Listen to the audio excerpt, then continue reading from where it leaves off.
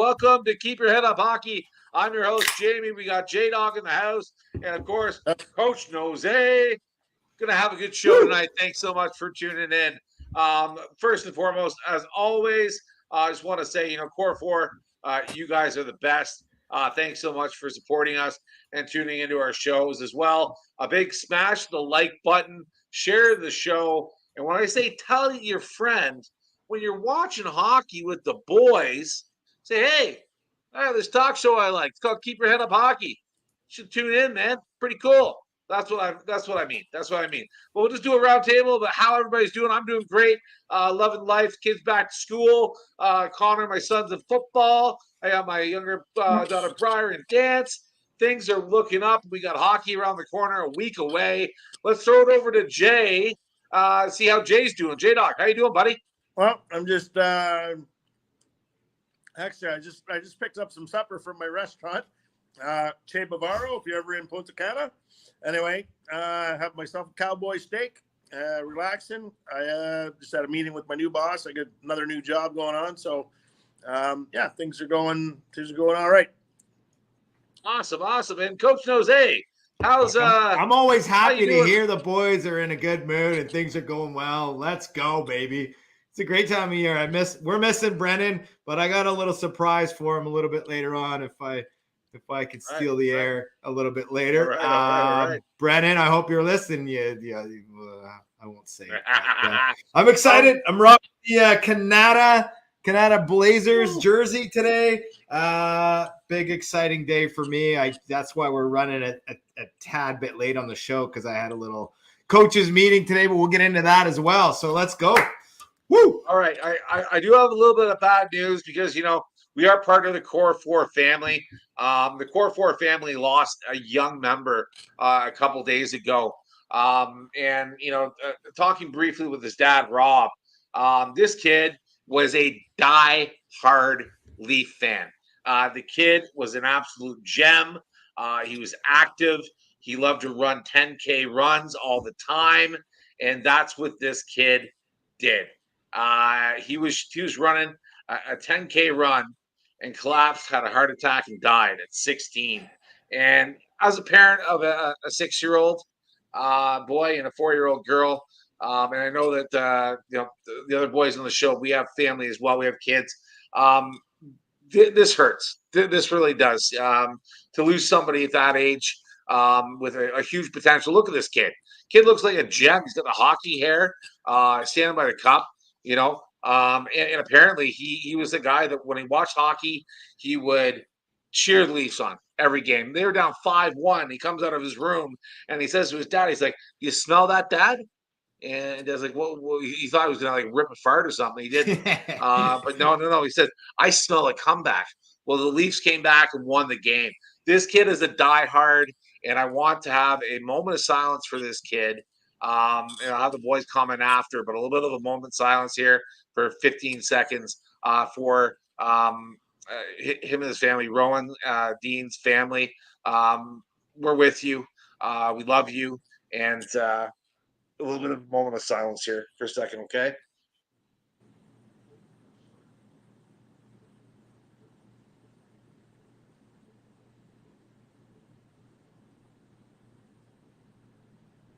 Rowan's watching the show right now, and Rowan's going to cheer the Leafs on the whole year. And I hope that this year, just for Rowan, for nobody else, for Rowan, that the Leafs win the cup. I really hope that.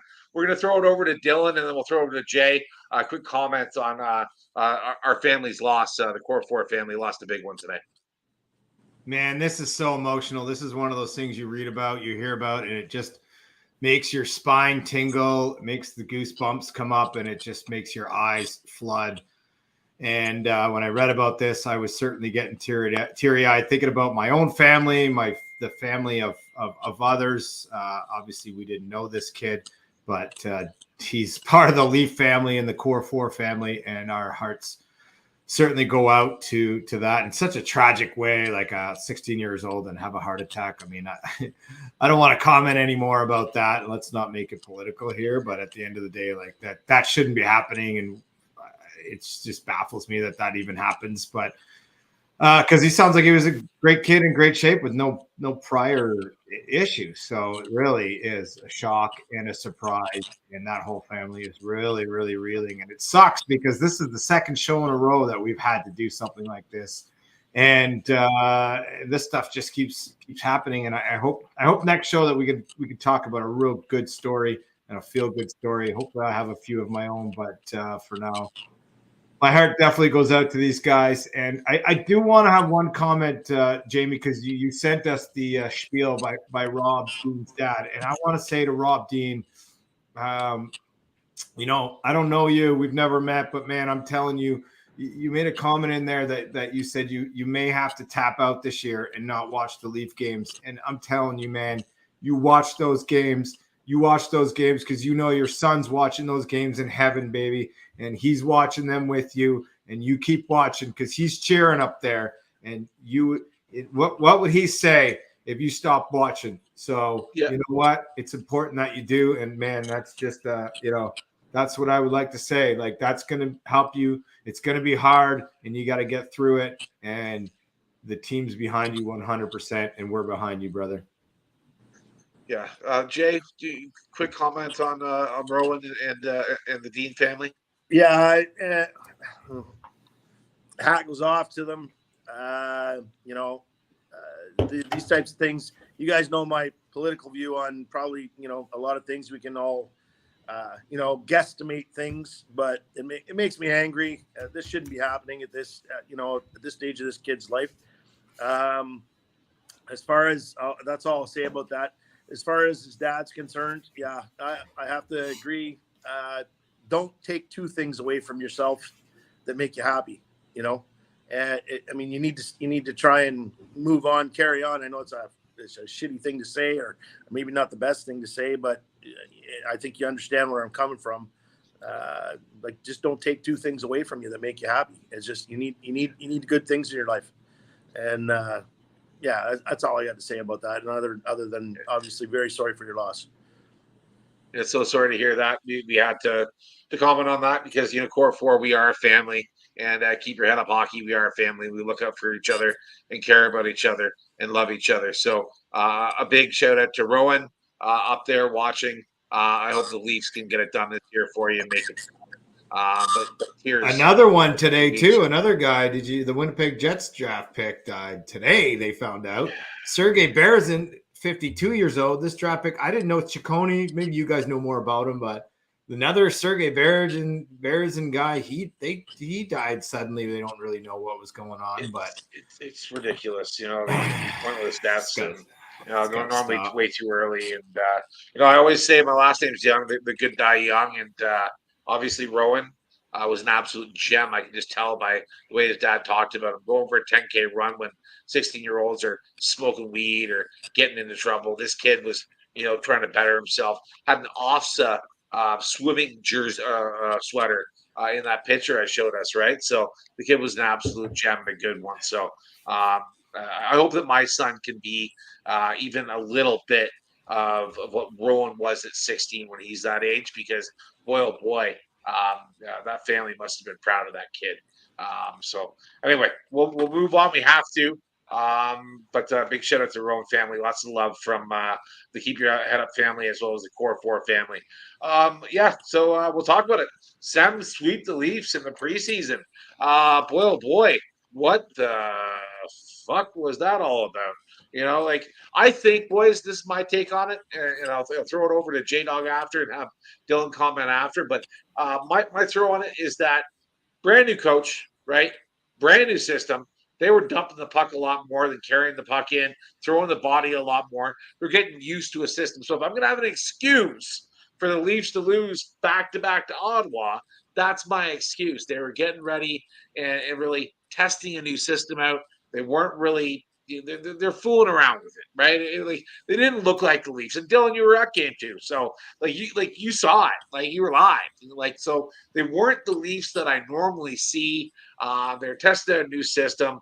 We lost back to back. Whatever. Finchy be here just reaming and laughing at us. I know he's disappointed that he's not. A little bit of technical difficulties tonight, but I tell you, man, once the actual season starts. We are not losing that series this year. No, no, no. It ain't going to happen.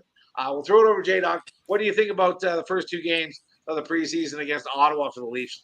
Who cares? It's preseason. You're playing your B players for the most part. You know, okay, fine, some of the A players are out there, but they're not getting the same ice time. You're playing your guys that you want to see who are going to make the cut. You're not friggin' worried about what the score is. You want to see performance by your lower end guys, the bottom six. You already know your top six they're gonna especially on this team. Top six is best top six in the league. You know, so there's no reason to worry about them. You worry about your bottom six, and you want to see how your core defense are going to work, and you want to check out the goaltending. And here's the thing: Tanev, best player on the ice. Yeah, absolutely. He was heart and soul of every game that I like. I only watched the one game. As far as the highlights are concerned, I've been watching all the highlights, of course, and everything I see is Tanev, blocking shots, hitting people, heart and soul, talking on the bench, all that kind of thing. I told you guys this is the best acquisition that they've had in years as far as defense is concerned, and this is something they've needed, and I honestly hope that this young, I can't say his name, I'm sorry, I'm not even going to bother trying again, but young Finnish kid becomes something else. I think that's I think at 6 foot, what is he, 6'7", 6'9"? 6'7", yeah, 6'7" boy. And huge, like 280, 270, like it's ridiculous. They're, like I told you before, you know, he's gonna close a lot of options off just in that wingspan, just like Chara did. He's not gonna be Chara. And you know, it's kind of funny. I've been hearing a lot of things. Oh, Chara, he was such a good skater. Chara was a fucking plug when it came to skating. He was not a good skater, but he had a 9-foot reach. I mean, you don't. He was bad, Jay, but he got better. They worked on his skating toward the end of his career. He's been much better skater. Well, yeah, you're right. When I first saw this guy skate, he skated like a gazelle, like a giraffe on ice. People were making fun of Dion Phaneuf. Oh, he's not a good skater. Blah blah blah. Friggin' Chara. The only reason why he stayed in the league is because he's tough as hell. He could shoot the puck, and he was a very smart player, and obviously fight. But I mean, you know, the fear. He was tough as nails. Smart guy, leadership. Yeah, he had all that. He had all the intrinsic stuff. But it wasn't because of his friggin' skating ability. That's for fucking sure. Anyway, the point is, the Leafs, I think, defensively now are very sound. And if you're watching all the highlights of all the practices and everything else that's going on, there seems to be a lot more chemistry this year. You're seeing Reeves joking around with Marner. You know, and they're like their buddies, like buddy, you know, that wasn't like that last year. There was, you know, I think they all spent some time together in the summer. And I think that having the Chief come in, it's going to change everybody's attitude. Like I said, you know, in the previous show. And I just honestly believe that the defensive core now is one of the better ones in the league. And when you have the type of scoring you have in the top 6 and possibly even the top 9, I think this team's it's going somewhere this year. All right. What does Jose think about the first two games against Ottawa? And please tell us the experience about Game 2 in the Ottawa Arena. What are your thoughts, brother? Yeah, it was pretty fun. I mean, it wasn't like any other game, obviously, being a preseason. The hype wasn't there. The seats weren't filled. There wasn't too much excitement. It was actually a pretty boring game, to be honest. A lot of players probably just – I don't know, testing the waters, players that aren't going to be there, that don't belong there really. So the quality was obviously not there either. And I have to tell this little secret that Brendan, if you're listening, buddy, I sent someone into your house late at night to urinate on your laptop. So that's what happened. And that's why your laptop's broken. And it's because I didn't want you coming on here and gloating about your stupid Sens in preseason. I couldn't handle it. No. So that's why he's having technical difficulties, because I couldn't stand listening to him gloat about his Sens in preseason. Like, are you fucking kidding me? Realistically, This is what the preseason is about. It is about the individual. It's the only time of the year that the preseason is about the individual. Everyone's out there doing their own thing, showing the scouts, the leadership, anybody who's in the crowd, what they got. And my takeoff from the preseason, I'm going to talk about 3 players real quick. Cowan is the real deal. We talked about it last show. I finally got to see it live. He's unbelievable. It's amazing to watch for such a young player.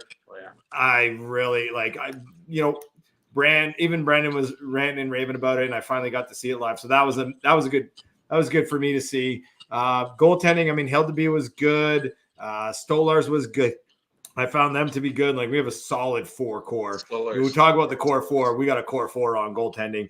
And of course, Nick Robertson, man, he buries 2 in one game and then another one in the game before. Like, this kid can score. He needs to be on the power play. Someone needs to recognize the talent here that we have and get this kid in the mix somehow.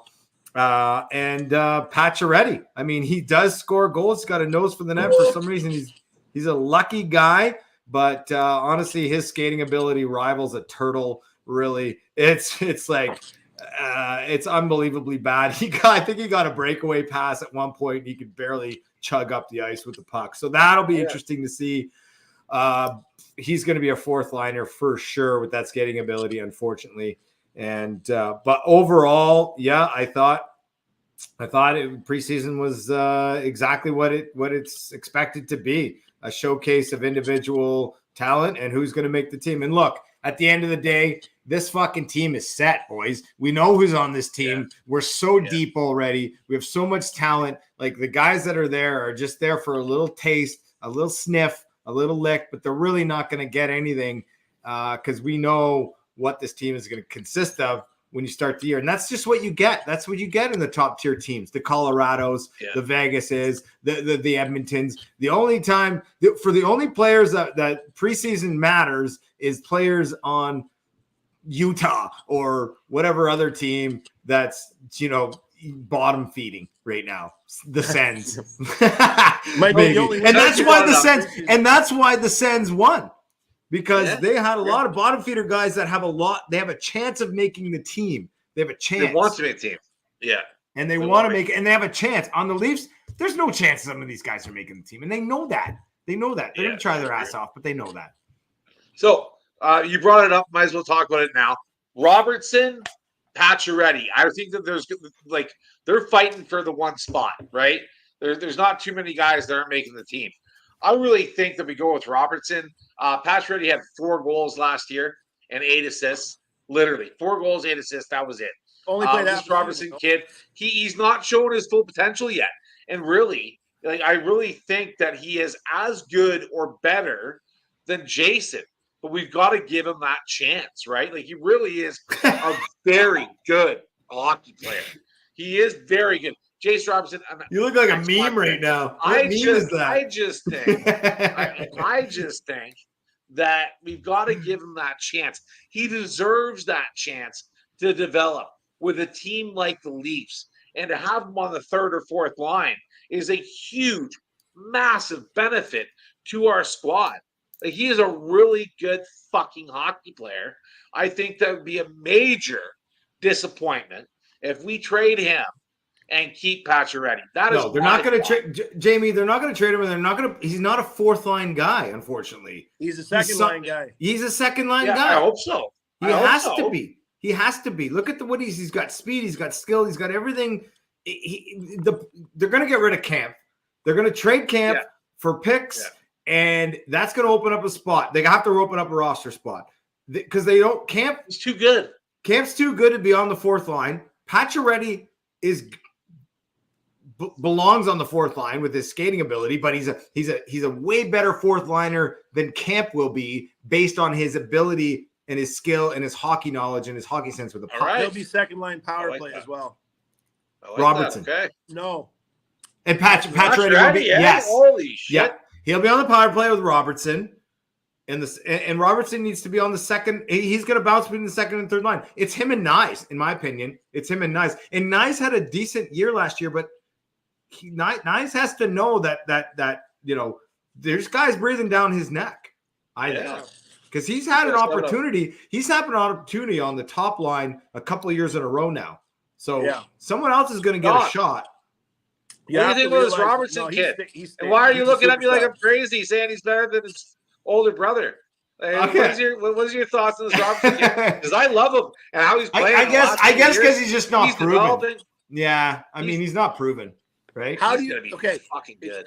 yeah, he's going to be great on another team if he goes to another team. However, here's the thing: there's injuries. The thing is with Pacioretty as well. Between the two of them, I think what they're going to end up doing is they'll get rid of Kemp. They'll probably retain about $300,000 of his salary because nobody's going to take him for the price that he's at right now. I don't think. And it's the season's already kind of it's underway almost. So it's going to be a last minute thing, I think. And then on top of that, Pacioretty is a guy that you can he missed half the season last year, so I think he only had 4 goals, but you have an Achilles tendon issue. Yeah, you're going to skate like a plug. There's no question, but he seems to be getting healthier. And if you watched, I didn't watch all of it, but he seemed to skate better, towards the end of the game in the first game. And for me, maybe is that what's slowing him down, J-Dog? Because the Achilles and he wasn't able to. Yeah, I've torn my the top of my Achilles and they call it plantaris tendon, I think it's called as well, which is right along that. And dude, you're fucked for a long time, and it does slow you down because you can't do anything. You can't do anything. You can barely walk. So, and then you're in. They immobilize it, and then you're screwed even more because they have to, because you're not allowed to move it. You can't move it, which it's a long drive back, man. At his age, props to him for coming back, because a lot of guys just would have packed it in. Yeah. But does Robertson have a chance to start the year with Nylander getting hurt? Yeah, Alan Nick Robertson. Listen, if you're not performing, I tell you this right now, with the new coach, it doesn't matter who you are. You could be friggin' Matthews. If you're not performing, you're sitting on the fucking bench, and there won't be any whining and crying, because you'll be sitting on the bench even longer if you do. He'll prove points, and he's not afraid. He's not the whiny bitch they had in the friggin'. I know, Jay, but I think Nylander is he hurt? Is he conky? Like is he even starting? Like what's going on with Nylander? There's a lot of question marks, and I haven't found anything online about it. Yeah, I haven't seen anything either. It's radio silence. I think he's fine across the board. I think he's fine. And there's another person to talk about too. His little brother. I think that's something they're thinking about, because he's a quality player, and I think he can be a full-time player in the NHL as well. They got him in the Marlies, of course, but I think he needs a year there. You know what, though, guys? That's what you get for back checking. Look at the two guys, Nick Robertson, not back checking, pushing Nylander, who doesn't back check. He had no idea what he was doing. That's ridiculous. Robertson should have known better to push Nylander, who's not a back checker, had no idea. We never expect to be pushed like tell that. Him something. Move your ass. Yeah. Fuck, I All guess. Right. Well, let's move into the most heated topic in the NHL in the last few weeks. Definitely the Leafs and the Habs and the line I hit. Because I tell you, boys, this has got the Habbers just right pissed. Like, right pissed off. They are not happy at all. We'll get it on the screen here, and we'll talk about it. But, yeah, like, he's trying to split 2D there. And they're going to show a replay after, right? But he's trying to split 2D there. And Paré, like, man, the guy's not going to make the NHL. Why would he try and take out somebody from the Habs, like, on purpose? Like, he's not going to stick out his knee to try and hurt this kid. Like, there's no reason why he would do this on purpose. The guy's not making the squad. He's not good enough. So I don't get the argument that he actually did this on purpose. And I'll watch it again here, and then we'll talk about it, boys. But look, it's completely accidental. Like, there's no way that he's actually trying to hurt him. Like, I don't get it. Like, Lonnie, that's a stupid fucking move by him to try and – you should go left. Well, look at how wide his base is. His base is why would really he go wide. left? Well, it's go left wide. wide. Guys, look at how wide his base is. When Laine tries to go through them, his legs, he's almost like he's skating like he's just started learning how to skate doing a snowplow. His legs are like 4 to 5 feet apart. You can't go between two Plug. guys like that and not expect to get your friggin' leg taken off. That's ridiculous. Absolutely. Yeah. He's been playing like a plug. Playing like a plug. He's like learning how to skate again. Like the guy's just been doing other stuff rather than playing hockey for the last while. And just got he likes Fortnite, that's for sure. Yeah, he likes Fortnite and a bunch of other stuff apparently. But you know, this guy, yeah, like power to him. Like he came back. It's not his fault. From It's it sucks. It sucks. For lack of a better word, it really sucks for the Habs, for the league, for Laine. You know, I wish the kid would do great. I wanted great things for him. But then again, he plays now for the Habs, and I don't fucking like the Habs. So I'm not really disappointed with this, but it is what it is. I'm disappointed for Laine. I'm not disappointed for the Habs. Fuck the Habs. Seriously, I don't give a shit. But Laine, I'm sorry, buddy. It sucks going through 2 or 3 month rehab. You probably never be the same. He's like they're saying it's like a knee sprain. It doesn't need surgery, thank God. But he's going to be out for 2 or 3 months. What's your thought on the hit, Coach Nose, and the whole controversy? And then we're going to play the Arbor fight after the attack on Perret. We're going to talk about that too. But what are your thoughts? Yeah, that was just a dumbass play by Laine. Like, you need to know better to try to pull that move off and go through 2 guys in preseason. And yep. I mean, I've seen guys try to pull that off, and you lift your leg. You lift your leg, you take it off the knee, your hip absorbs it, and you're through there. Like, that is just a dumb play from a guy who knows better and can make that play on any given day, but maybe 2 games in to a season or 3 or whatever it is, not even the regular season, and he's just not in the I don't know, he's not in the right mindset. And that knee bent so far sideways, man, that thing was nasty, boy. Oh my God, I'm surprised he doesn't have surgery. Like, that's ACL, MCL, BCL, GCL, all the alphabet CLs, man. That thing was fucking twisted. All right, but I mean, at the end of the day, it's not Pare's fault. And for him to get jumped like that by Zach guy, like, give me a fucking all right. Well, you're pitching. Come on, let's get her on. Out of here, on. man. We'll Bro, Reeves is gonna man. That's not over. That ain't over. Oh, Reeves no. is gonna do that. First game and Zach guy, man, he just did that. Yeah, let's pull it back. Oh yeah, show that. But also you should pull he just attacks him too, though. He just watch. He literally just attacks him. He does not want to fight here, and he hits him in the back of the fucking head. Yeah, Dylan. Like, you know what that reminded me of? That reminded me of the Todd Bertuzzi. Yes, man. Right? Absolutely. Dude, what are you doing? Do that shit. Reeves is gonna have some words with that guy. I guarantee it. And you know Reeves is gonna play against Montreal, because Montreal is gonna be a shit team this year. Now, especially they lost Laine and they got a bunch of other injuries. So this guy's gonna have to answer the bell. He's also gonna. Why the fuck is this guy named the fucking sheriff? Like, ridiculous, man. He's a fucking little bitch, is what he is. He's gonna answer the bell. I can't wait. But yeah, J-Dog, what are your thoughts, bro? We want to hear from you. What's up? Okay, I don't have a problem with the guy coming to his rescue. I can't say his last name. I'm starting to turn into Don Cherry with the names. Oh, it's crazy. Kajic. Yeah, whatever. Xhekaj. What the fuck is that name? He doesn't take his glove off, so it's not hurting him. However, I don't punch somebody. No, but without my glove on anyway, because it hurt my hand. Yeah. But the thing is, he's coming to his rescue. Yeah, the way he went about it, I don't like it. But he came to his rescue. That's what you're supposed to do as a teammate. And this guy here is a reasonably good player, but he does this stupid shit. So he's on the cusp of making the team too. So I know he was on the team, and I know he just signed with them again, but he's not.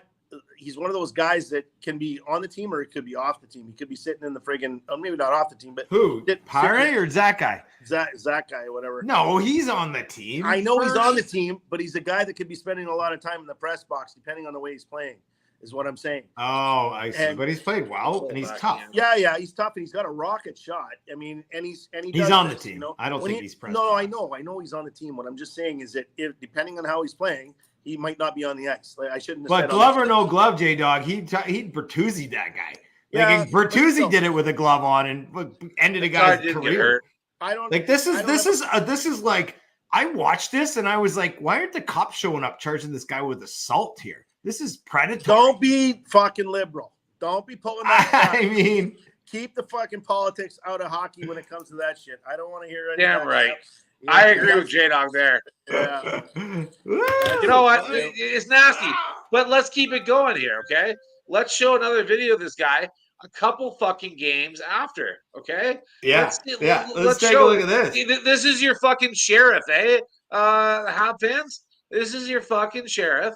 All right, let's see here. With Timmy Stu. What the sheriff guy is all about. Give me a second here. We'll get this going. This is nasty. So this is this fucking sheriff. This is this motherfucking sheriff. Oh, yeah, you're a fucking sheriff, eh, bud? You're a fucking goon. You're a jumps fucking at goon. him and shoulder to the face, man. What do you do? Yeah, that is the Sens' best player. And Timmy Stützle, let me tell you, he played on that game Tuesday night. What a sweetheart player to watch, man. He can skate. He is. I've seen him slippery, a few times. crystal clean. Very slick. Oh man, you don't want to see that shit. You don't want to see guys like Laine. Although Laine is not a draw for me, honestly. I think he's lost a lot of momentum in my mind as a star player. But guys like Tim Stützle need to be protected. That's a 10-game suspension, as far as I'm concerned. Yeah. Fuck yeah, it is. And I tell you right now, though, straight to jail. Straight to jail. The fucking Habs are making enemies of the teams that they play the most with during the year. So they're going to meet fucking at least, 4 or 5 times? They're going to meet Ottawa 4 or 5 times. Right? No. They only played the Leafs twice. Oh, Christ, really? Eh? It's fucking stupid. They are making enemies of their big rivals, and that's fine. But they're this only guy, here once, Jamie. And he's going to be their fucking answer and all this shit. It's not going to fucking happen. Like, this guy's a goon. He's a pussy. And, whatever. Like the first game of the year, I hope is a bloodbath. I hope that Reeves just tunes this guy. I'm also going to show the video real quick of last time he jumped Ryan Reeves when they played. So I'll play that one here quick, too. This was a couple of years ago or last year. Last year, I guess, would be. Yeah, 2023. His first fight, that's what gave him put his name on gave him a name, right? It was his first fight against somebody. Sure. He tuned him. But watch this though. It wasn't even a fucking fight. It was him jumping him. And there wasn't really even a fight. So the Reeves plays the body. He literally jumps him. I remember that. Jumps him. And then it's not even a fight. So then Habs fans are like, yeah, fucking the sheriff, fucking beat the shit out of Reeves. Dude, this is just a dance. There wasn't any punches thrown, really. There's going to be a fight between those two. And what gets me though is that hit, ding, ding, ding. The defender actually dropped to his knees. He didn't want to get hit. He was trying to duck out of the hit. And that's why he got crunched in the back. If you show that again, he dropped first before he got hit. Oh, yeah. It's coming up here, boys. Playing it again. But, yeah, man, it's just a little pathetic, with the Habs fans saying, they're going to be going out knee for knee, eye for eye. They're going to go for Matthews, is what I've read in the comments several times. This is the fans talking. Watch this guy drop. Maybe not. He got right up to it. It wasn't even a hit. It wasn't even a bad hit. It was a squish. It was a crunch. It was a squish into the boards. Just a reason to jump Reeves, trying to make a name for himself. He is not. What's the guy's name? This Jack guy is a loose cannon. He is not fucking the guy from New York Rangers that actually can fight. You know what I mean? This guy's the fucking little bitch. And he's going to get what's that guy's name? The New York Rangers guy? Oh, here, let me look up. Oh, yeah, For some reason, I can't remember it. But, yeah, man, I'm telling you right now, he's not that guy. He's not a good fighter. He's going to get hurt. And if he keeps running people, unfortunately, Peros, even though he's a friggin' Canadian, he's going to have to give him a 10, 15, 20-game suspension, especially with that hit to the Sens fan. That was ridiculous. But anyway, enough of this fucking sheriff fucking Rempe, not Rempe. Yeah, Rempe. Rempe. That guy's a fighter. That guy can fight. One of the best fighters I've seen come in the league in quite some time. But boys, ding, ding, ding. Bring on fucking game 1 of the season. I want to see that fight. I want to see, the Habs fans, they're saying they want fucking Matthews' knee. All right, bring it then, boys. Bring it. Well, Shake your Bring head. it. All right. Well, Moving you wanna on. move on next topic. Okay. All right. Swayman and the Bruins. Holy fuck! Swayman. What is Cam Neely doing in the fucking media with this one?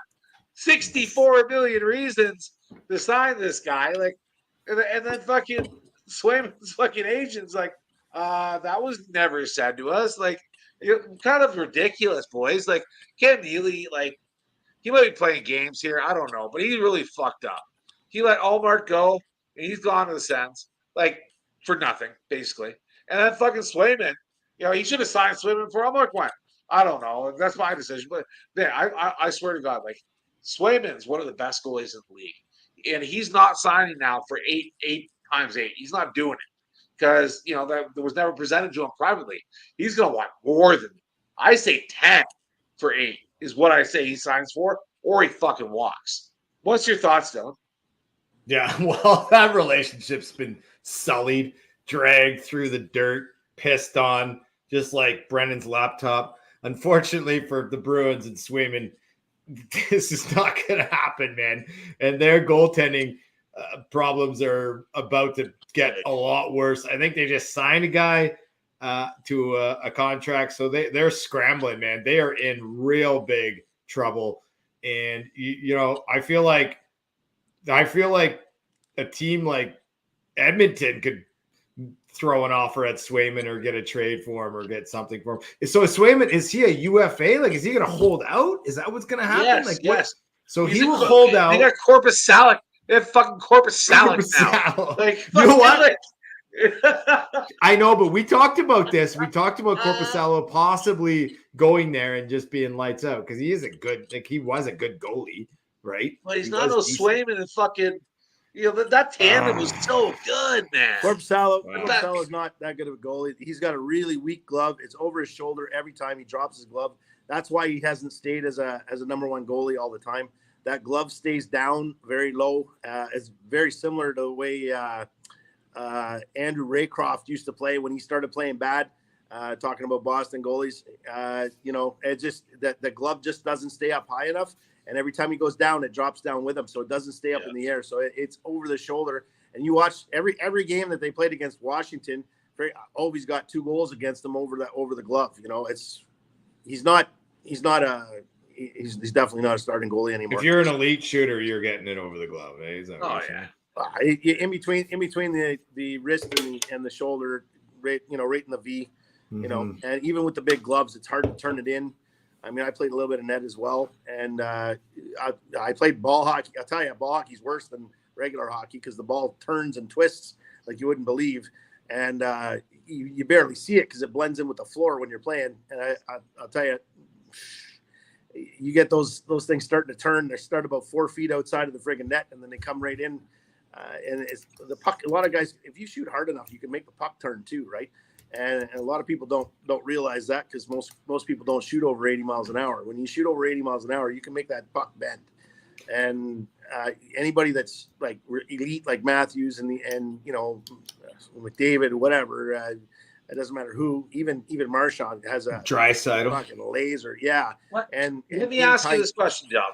Let me not interrupt. Let me ask you this question because it's important. I want to hear from you on this. What are your thoughts on Cam Neely dropping an amount to the media during this whole controversy that he hadn't dropped to the actual player? Like, what are your thoughts? Cam Neely is a fucking franchise fucking name for Boston. He's running the team. They've what are already your thoughts on him dropping? Keep in mind, though, guys, that's an $8 million. That's 8 times 8. That's a lot of money for a goalie. That's a good deal. That's the most ever. That's the most ever. Yeah. But he never offered it to the player. So, Jay, what are your thoughts on Cam doing that? Is he playing games? Like, what is he doing? Swayman already called him a liar. So that's saying something right there. You don't just call one of the biggest names in the game a liar unless he's actually fucking lying. So I don't think that, no matter what, like, I think Swayman's, when you go out and talk like that, I think he's hurt himself a little bit as far as that's concerned because, what the elite are like, like you don't make the organization look bad. Keep your mouth shut. Let your agent do the talking. And I think I think that was kind of a bit of a mistake on his part. The truth would have came out anyway. So you don't say stuff like that. You just keep your mouth shut and like I said, let your agent do the talking. But Cam Neely, on the other hand, has chose to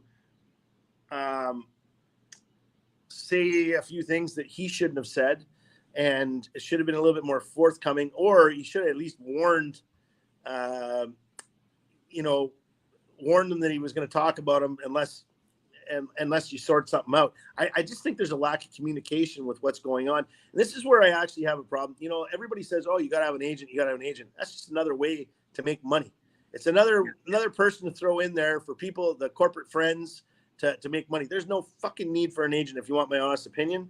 I don't think there should be agents, because you know what? A player is going to tell you the truth. He's going to tell you exactly how he feels. If he wants to be there, he's going to be there. If he doesn't want to be there, send him somewhere else, because he's not going to play for you with his full heart if he doesn't feel that he's wanted. And that's the problem. Everybody says, oh, it takes the feelings out of it. Well, that to me, if I'm going to play for a team, I want to feel like I want to be there. I want to feel like they want me there. And you're not going to get that. No, he's like, oh, leave it up to the agents. Fuck that. I would rather do my own talking.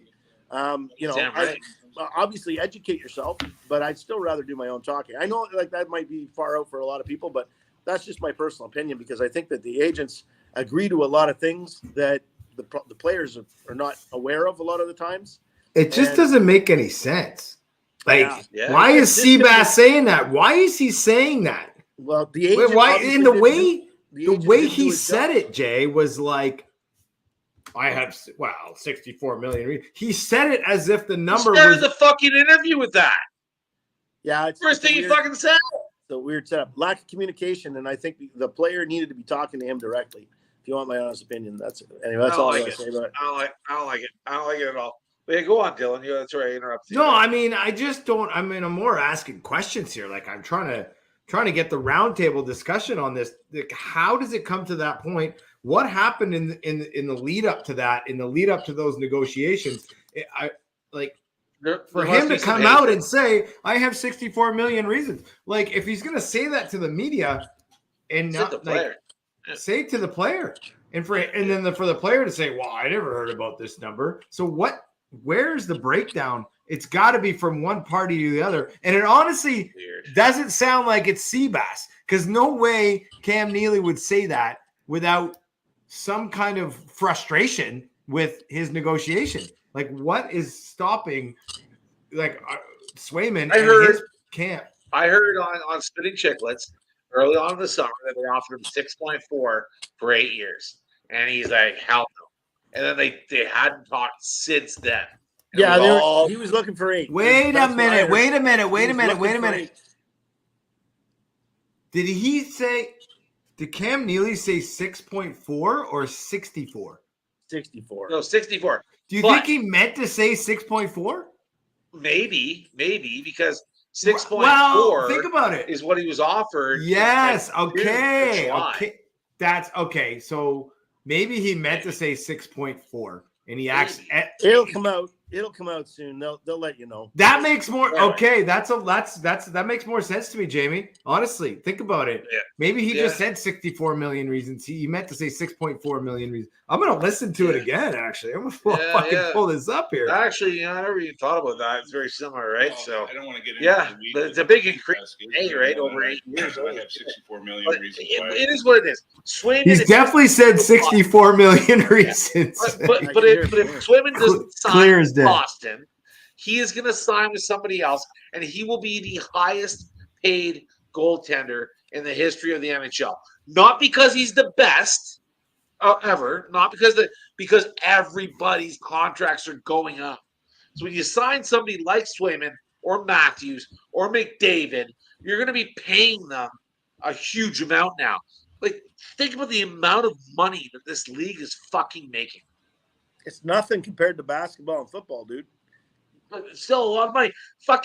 I looked at the jersey sales. I wanted to get an official Leaf jersey this year of a player. $499 US, not Canadian, US. Yeah. Fucking outrageous. Yeah, So buy them those- from China, from the black market. Well, Yeah. that's what I do normally. I got this one on sale, boys. That's why I wear this one all the time. Got it for $88.99 on the NHL store, and it's the Hell Arbor yeah, shirt, dude. that game, the Arbor game in the snow where we beat freaking Detroit. Oh yeah, man, great jersey, beautiful jersey too. But anyway, we'll move on. We'll end the freaking Speaking of controversy. jerseys, Yes, it's a sweet one. The Canaan. yeah. Is a beauty. But anyway, the Swayman controversy. Best of luck with Swayman. Love the guy. He's an absolute gem. Deserves the best. Deserves to be with a team that loves him and will support him. So if that's Boston, great. If not, whatever. We'll move on. 7.2. We're gonna throw it over to Coach. 7.2. Yeah, Yeah, I it's the agree. max he's gonna get. I bet. All right. Right. Well, we got a new segment, boys. Bringing it back. We're bringing back the Coach Nose Corner, the minor hockey corner with Coach Nose. What do you got for us tonight, boy? Oh, the minor hockey minute, baby. I love it. I got 2 boys in minor hockey, turning 10 and 12 this year. It's so exciting. I wish you guys could be around to enjoy that. I know you'll be enjoying it soon, Jamie. It's just a blast, man. And I've been so invigorated the last couple of days because I put in to be a head coach. I volunteered to be a head coach this year. So as assistant coach the last couple of years. And honestly, man, I'm a hockey guy. You guys know I'm a hockey loving motherfucker, right? Like, I love this game. I love being on the ice. I can still play at a high level, skill level wise in the men's leagues, whatever. Like, I have a passion for it. And I'm so excited to be teaching these kids, man. Not just about hockey, but about sportsmanship and just being good young men and respectful and hardworking and all those things that we're slowly losing in this country. And I'm sure Jay can comment on that at some point or another. Woo. But anyways, I'm excited. We're the Canada Blazers this year. We moved over from Stittsville. I'm rocking my son's number 16. That's the number he wanted, little Mitch Marner. So he's playing a house team. Love the neck on those jerseys. Oh, it's sick, neck. man. Yeah, Yeah, a very nice jersey. Nice. right? These things are rocking. So I'm looking forward to the tourneys, the parties, everything's fun, but like the hard work, the tourneys, everyone's so supportive. Man, I can't wait. I can't wait to lead this team and be just a ball of energy for these guys, just lightning for these guys and lead them to some success. So I'm excited for this segment going forward and to talk a bit about the trials and tribulations and obviously the success that we're going to have this year, which I'm pretty excited about. Videos. I want videos so we can We'll play get the some videos. Yeah. We'll get that's always fun. Always some fun stuff going on. I do what was I gonna say? No, I lost my. Oh yeah, we were talking about jerseys, which is awesome. Like I found out today because I went to pick up the equipment or whatever, right? Like you get the equipment and the jerseys, you go pick it up, and they're like, "Yeah, you got to go try on your jacket and your jumpsuit." So they give you like this wicked CCM jacket and like trousers or whatever, like sports suit for on ice. So I was rocking that out. So I'll wear that on the next show. Like it takes like 4 weeks to come in because they like put the coach name on there. It's pretty sweet. So I'll rock that on a couple when I get it. Oh yeah, maybe it's gonna be brand new. I'll be rocking that. At my age, you call those leisure suits. He does tracksuit. Right? The leisure suits. Yeah, exactly. But What what the- do you think, you're Jay, looking about like coaching young lads and teaching them a few things? I A little did- bit I- of old school, right? Because I still respect the old school. I coached my kids. My oldest played hockey a lot longer. My youngest, I followed him in judo. He went into judo. I ended up becoming the president of the judo club in Greenwood, but just to kind of help out and do my thing. But as far as my oldest son is concerned, I mean, he played up to high school hockey. Played really like he was a not necessarily the most skilled player, but he had more. I had people every day telling me, I wish my kid was had the heart that your kid did and the work ethic your kid did, and wish their kid could chirp like my kid, because nobody could chirp like my kid. I'm not joking. He'd walk up to my kid was like 140 pounds max and 5'6", and it would skate up to the biggest dude on every other team and start chirping him. And you could just see them getting angry. They go after him, and he loved it, every minute of it. And he'd chirp his own guys. He'd be getting in like little brawls on the ice with his own guys just because he'd get them going. It was all in fun, but you could see he was getting under their skin. But that's just the way he played. And where do you get that from? Eh? I was a little bit lippy. There's no doubt. I was a little lippy, but he just enjoyed the game. And he still plays, I don't know if he's playing men's league or whatever, but I know he skates with, he has been skating with some guys. I guess he's he's a full-time car salesman now in Halifax, and actually just won an award for best salesman of the month, and he just started there, so that's good.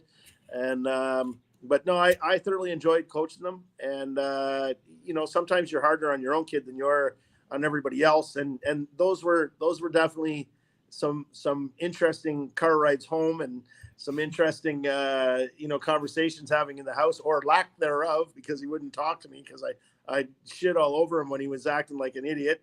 However, I was always very good at tearing them down, both of them, and all the kids, really tear them down a little bit after each game, even if they won, and then build them up afterwards, give them all the positives. So you're always leaving with a positive thought, always, having a positive note, but yet, you don't let their head get too big. You gotta tear them down a little bit, even when they're playing really well.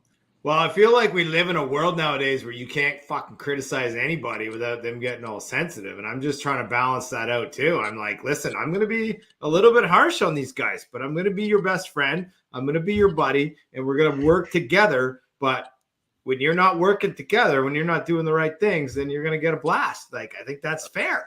There's a balance. There's no doubt a balance. I tried to be very friendly with the guys, but I always told them, the same thing.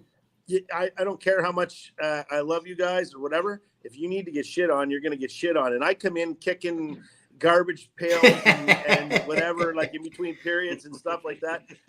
I wouldn't usually shit on them too much after a game. Can't do that anymore. I would do that in between periods, but like after the games, unless they were acting like assholes. I had some pretty, in the later years, I had some pretty big kids on the team, like over 200 pounds, and one almost 300 pounds. Bro, the hockey policy is this fucking thick now, man. There's no way. Like, I had a coaches meeting tonight. That's the problem. You kick a garbage can straight to jail. Yeah, that's the problem with Canada in general. Everybody's too nice to stick up for the things that are right. And I'm sorry, I didn't mean to offend you. Fuck you.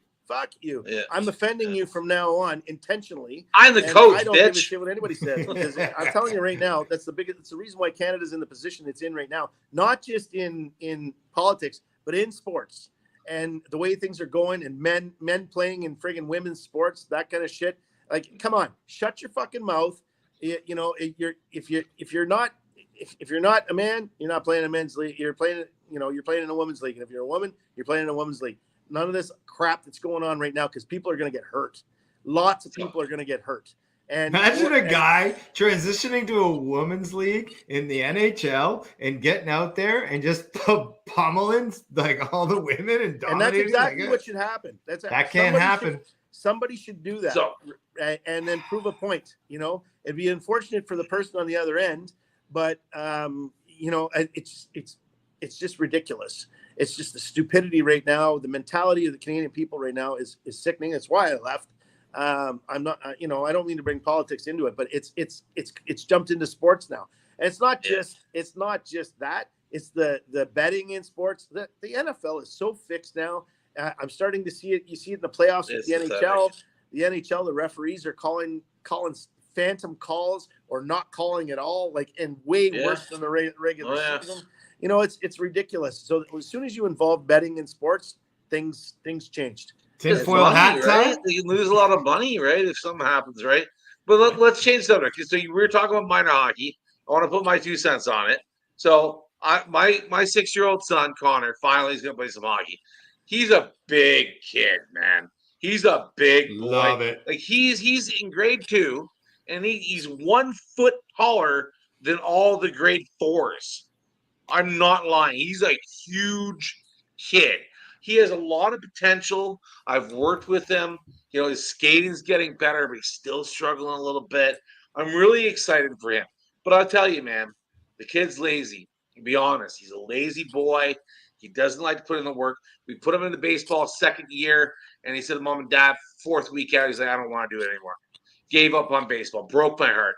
So this year, go to register him for hockey. He's like, I don't want to do it. Had to get Uncle Nick, my brother, on the phone and be like, hey, and this is a true story. He's like, when I was your age, my dad brought me to the rink for my first practice. I didn't want to go on. He put my equipment on. He forced me to put the equipment on, shoved me out on the ice and slammed the door, and I was in tears. He's like, by the end of that year, I loved it, and I was a great hockey player, and I loved it. And to this day, it's my favorite sport. And any parents out there that are listening, push your kids into sports. Yeah, they don't want to do it because they like to play video games, sit on the couch, and eat snacks. Push your fucking kids into sports, because the worst thing that'll happen is that they absolutely fucking love it. If they hate it, you know, after week 6 or the first year, make them live the commitment and push through. Because that's what I'm going to do with my kid. You fucked up with baseball. I let you fuck up this year with hockey. No. You made a commitment. You're putting in the time. You're finishing the year. After that, if you hate it, all right, fine. But give it a try. Like, seriously, parents out there, push your kids into sports, especially those bigger kids. I'm telling you, the kid loves football. He's going to be great at football. Loves football, loves to go. But I'm telling you, I had to talk him into hockey. Or into hockey. It's going to be a little bit of a struggle. It really is. But I want the best. This kid has so much potential. He's huge. I think if he can get his skating down, you know. One of the biggest mistakes that a lot of parents are making these days is allowing the kids to basically run the household. And you know, I know the government seems to have their toes in everything now and saying you can't do this to your kid. You can't do this to your kid. Well, you give the kid options. Then start doing it the way that if you're gonna play their game, then play their game. Okay, you don't go play hockey, then you got to do something. You have to have options. So you give them 2 other options that are absolute crap, but include a lot of physical activity. No matter what, they have to do something physical. And either, okay, you know what? You and I are going to split wood for a living. We're going to make some extra money, and we're going to split wood for a living. So we got to go cut trees, cut them up, and then, you know, because that's what my dad made me do. Like, you know, that's why I was just, you know, I was pretty strong. I was splitting wood all year long, like, you know, all summer, cutting and splitting wood. You know, we had a farm. We were baling hay. We were doing all those kinds of things. Kids don't do those things today, and even farm kids don't do those kids today. And I'll tell you, that's why the athletes today aren't as strong physically as the men of yesteryear. Now, are they faster? Yeah, sure. Are they quicker? Like, you know, are they smarter? Yes, and all those things. But they're definitely not stronger. That's for sure. And you look at, you know, how many kids are. Well, how many athletes are, and we get back to the start of the show, how many athletes are falling these days? Lots. That never happened back then. Very little. You know what I mean? Because they were eating better.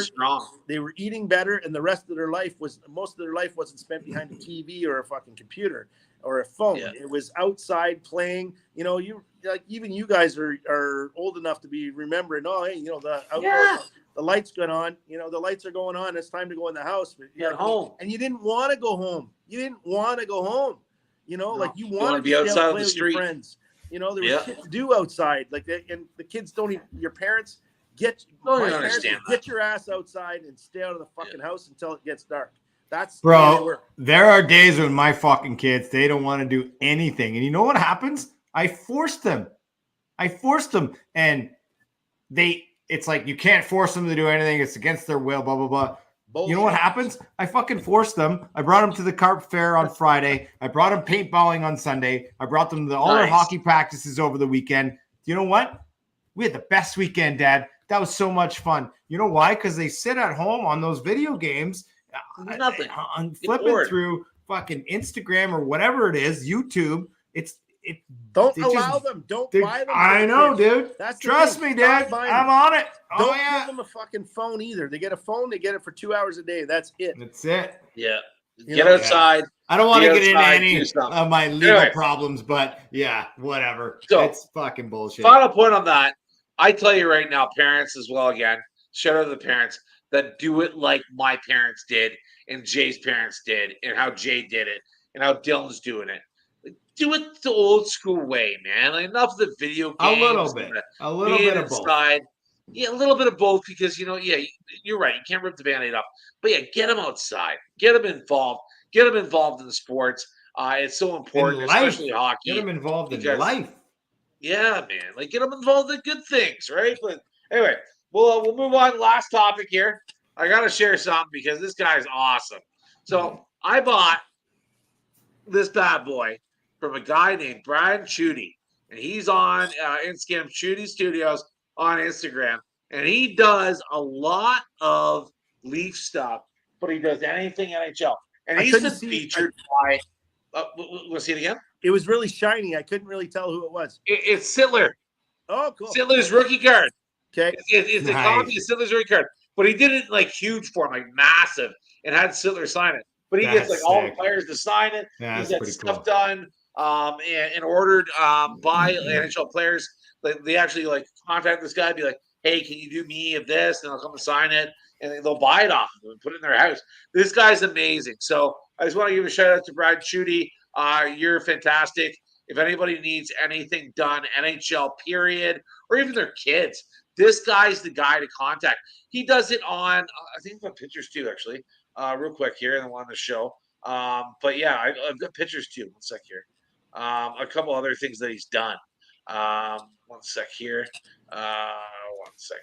I'm a little bit slow, I know. I apologize, guys. Window. In the meantime, boys, you pull that up, Jamie. I'm gonna I need to take a moment here to I got some milk here. Look at that one of that's on sticks?